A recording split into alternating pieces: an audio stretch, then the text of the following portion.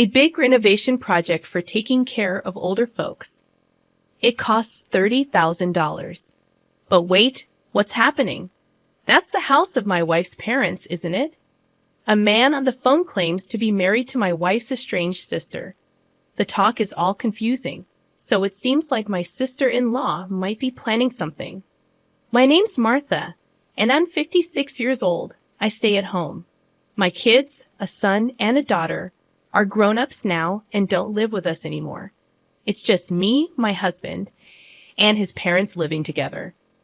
We all get along well, which is nice because I lost my own parents when I was young.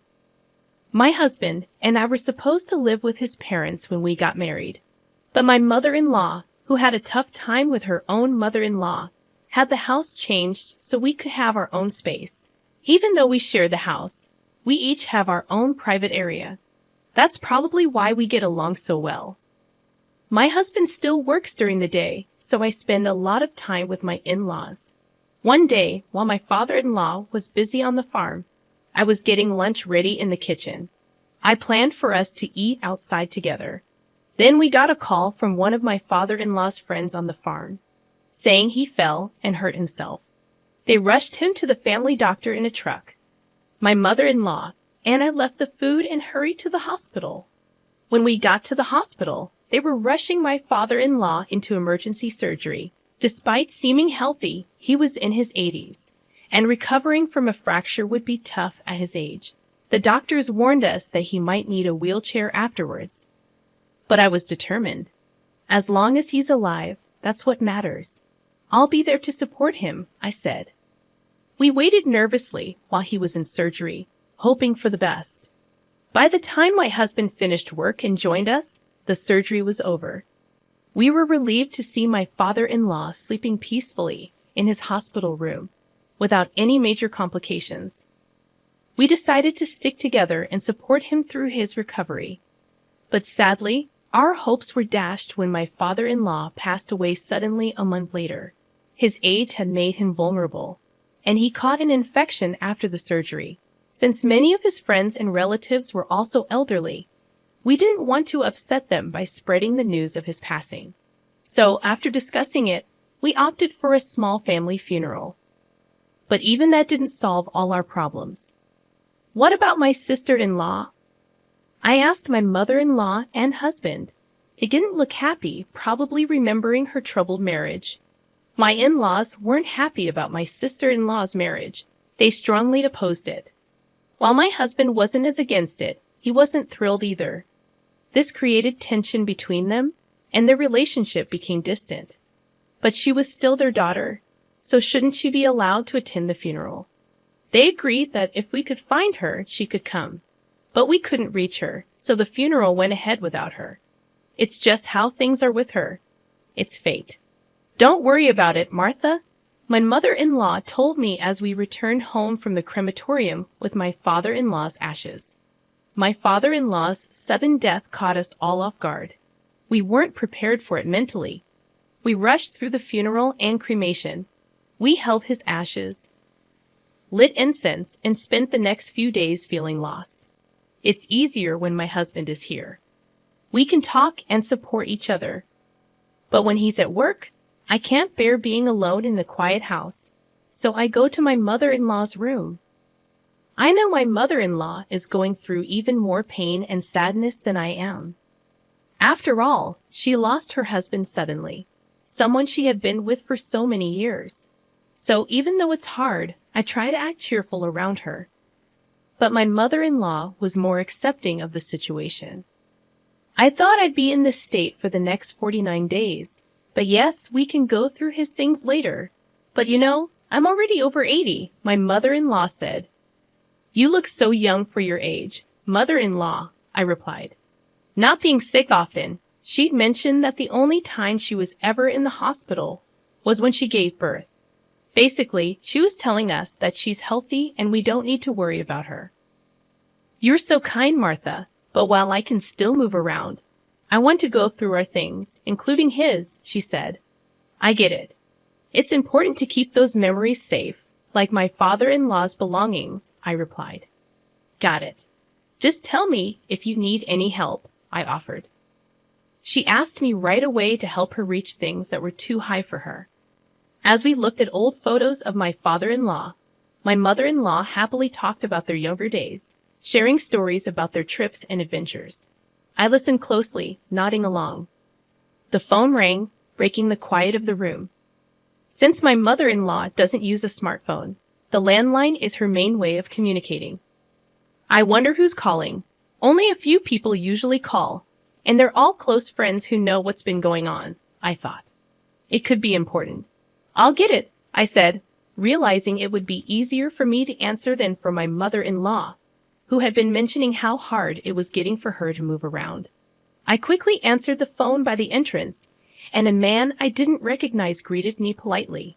He said he was my sister-in-law's husband, but I'd never met him before, so I wasn't sure if he was really who he claimed to be. As I listened, I started to wonder if this was some kind of scam targeting older people. Then he said, "I want to talk to you about the home renovation for caregiving, but my father-in-law had already passed away. Why was he bringing up caregiving renovations now? Did he get the wrong house?" "No, my mother-in-law didn't need that level of care." "Excuse me, but are you sure you have the right house?" I asked cautiously. The man claiming to be my sister-in-law's husband mentioned her maiden name, which matched my husband's family. So there was no mistake that this was their family home. Plus, the name matched my sister-in-law's. "It's true that the woman you mentioned is my husband's sister. Thank you for believing me. With all the trouble our marriage has caused, I was worried I had made a bad impression again," the man said. I wasn't sure why my in-laws were so against my sister-in-law's marriage, but I didn't get a bad impression from this man at all. In fact, he seemed very humble and sincere. My brother-in-law explained that he heard the caregiving renovation would cost around $30,000. He felt bad for any trouble he may have caused and wanted to make up for it. He planned to pay the $30,000, but couldn't get the money ready by the deadline.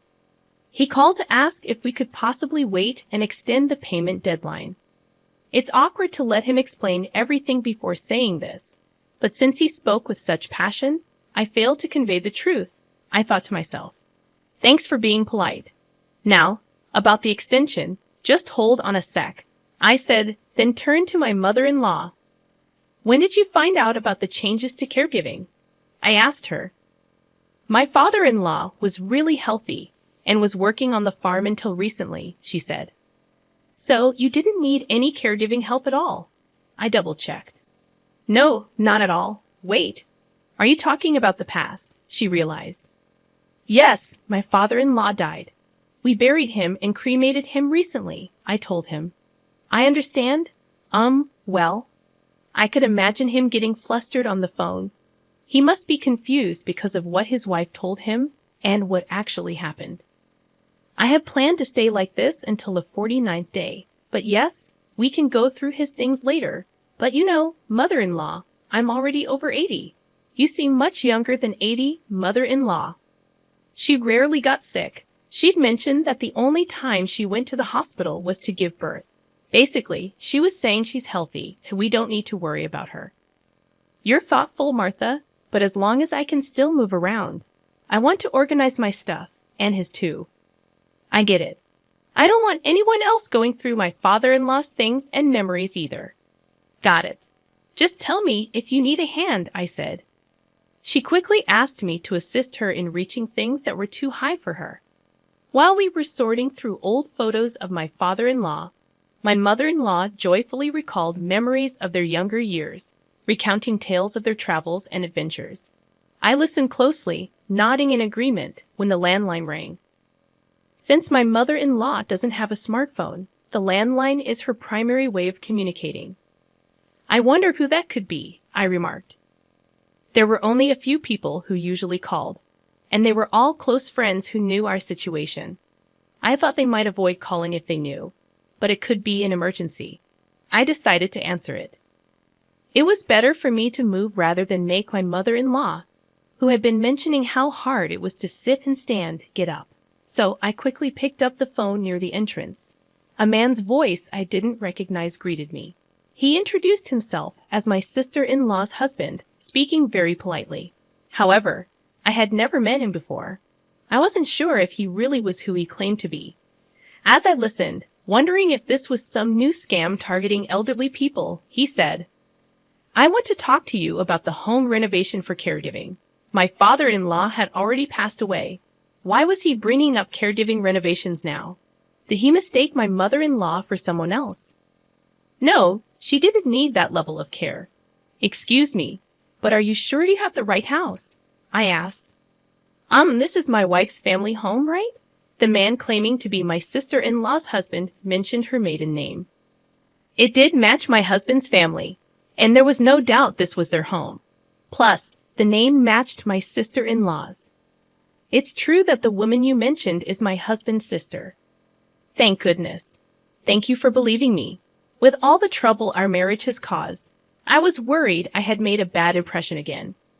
I don't understand why my in-laws were so against my sister-in-law's marriage, but I don't feel any negativity towards this man. In fact, he seems really humble and sincere. According to my brother-in-law, he heard that the cost of caregiving renovations would be around $30,000.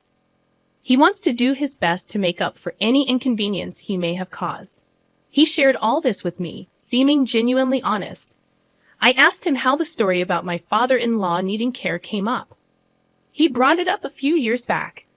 At first, he seemed to be sending a fixed amount every month to help with caregiving expenses. But it was clear that neither my father-in-law nor mother-in-law had heard anything about it. If they had known, my mother-in-law would have invited him to the funeral, he explained. Her mother was thankful and said it helped, so I thought maybe I was slowly being forgiven. But if she was forgiving you, wouldn't she have talked to you about it? I questioned. That's right. What's more, the amount of money he sent each year kept going up. He was sending more money every month, thinking we had requested extra help. But we didn't remember asking for anything like that. So none of that money actually reached you? I asked. When I confirmed, I could imagine him getting really upset. It was difficult for me to share this information as well. As I listened, I started to wonder if my sister-in-law. I can't say for sure if you're being scammed, but I hesitated. You don't have to sugarcoat it. I am being scammed, right? He interrupted. I couldn't outright confirm or deny it, so I stayed silent. He probably took my silence as confirmation. What should I do? He asked. Even though it wasn't really my place to answer, assuming he was indeed being scammed, I couldn't just leave my sister-in-law, my husband's sister, alone, despite our strained relationship. I told him we'd talk about it and get back to him later, and that was the end of the call. When I went back to my mother-in-law, she remarked, "That was a long call. Was it a persistent salesperson? You should just hang up on those." "No, it was a man claiming to be my sister-in-law's husband," I replied. I then told my mother-in-law about the conversation. She was shaking with anger as she listened, and her fury only intensified afterward. What kind of person is she, using her father as an excuse to ask her husband for money? She exclaimed. It seemed that my sister-in-law had a history of being irresponsible with money, buying expensive things she couldn't afford with her allowance or earnings from part-time jobs. Her behavior seemed very suspicious. When she wanted to marry, her partner was a man with a significantly high income and a lot of pre-existing wealth, which made her parents strongly against the marriage. Their opposition wasn't for my sister-in-law's sake, but because of her partner. Afterward, we decided to wait at the house of the person responsible, along with her husband, for her to come back home. I couldn't recall the last time I saw my sister-in-law. When she decided to date her then boyfriend with marriage in mind, she introduced him to her parents and brother. There was some uproar about her marriage, but since I wasn't yet part of the family, I didn't attend. So this would be my first meeting with my sister-in-law's husband. From what I gathered over the phone, he seemed sincere and pleasant. I had heard he earned well, but he didn't seem to live extravagantly. It seemed he was trying to live modestly. However, if one of the reasons for this was my sister-in-law's deception, it must be a mix of complicated emotions. Meeting my sister-in-law again after many years. My sister-in-law, who never expected her mother to be at her home, was so surprised that her eyes widened as she stood frozen. The impression I had of my sister-in-law was of someone who liked flashy things, but the sister-in-law in front of me was excessively flashy and lacked any sense of style, which was hard to watch. The three of us had agreed beforehand to go along with my sister-in-law's story. Initially, we decided not to bring up the fact that she was lying. "It's been a while. I'm glad to see you're doing well," I said kindly. When my sister-in-law was suddenly spoken to with kindness, she stammered in response to her mother. She probably thought her lies had been found out and that she was going to be scolded, but she seemed confused by the unexpected kindness. "I wanted to see your face after all this time. Have you been doing well?" her mother continued. We didn't tell her the truth about her father's passing and kept up the pretense that he was still alive. I also apologized for not staying in touch and gave a suitable greeting. My sister-in-law humbly said she was glad her mother seemed well and that she had been worried about her. However, she didn't mention her father. It would be awful if the conversation turned to him, and the topic of caregiving expenses slipped out of my husband's mouth. It seemed my husband and she had met before, but it seemed her lies hadn't been exposed. She probably thought she could get away with it and not get caught. "Your mom looks happy. It seems you two are getting along well as a couple," my mother-in-law said happily. She hoped my sister-in-law would have a change of heart and start repaying her husband bit by bit. The idea was to shower her with praise in hopes of encouraging her to change her behavior. Somehow, my sister-in-law got carried away and told my mother-in-law that she would support her if she ever needed caregiving, even saying not to worry about money. It's surprising she could say such things in front of her husband, who had been supporting her out of goodwill, I thought. We expressed our gratitude and left that day. My sister-in-law was acting strange, asking for a lot of money. We suspected she was using it for herself. We didn't know where all the $30,000 went, so we hired a private investigator to check her money situation. The money meant for taking care of someone each month was actually being used by her for herself. But it turned out she was also spending a lot of money on a guy she really liked at a club, trying to make him the best. She was spending too much, buying expensive things and getting into debt she couldn't pay back. The guy she liked owed a lot of money to, around $30,000. When my sister-in-law's husband found out, he got really mad. He decided he couldn't ignore it anymore. He made plans while she was away with the guy she liked, not knowing anything about what was going on.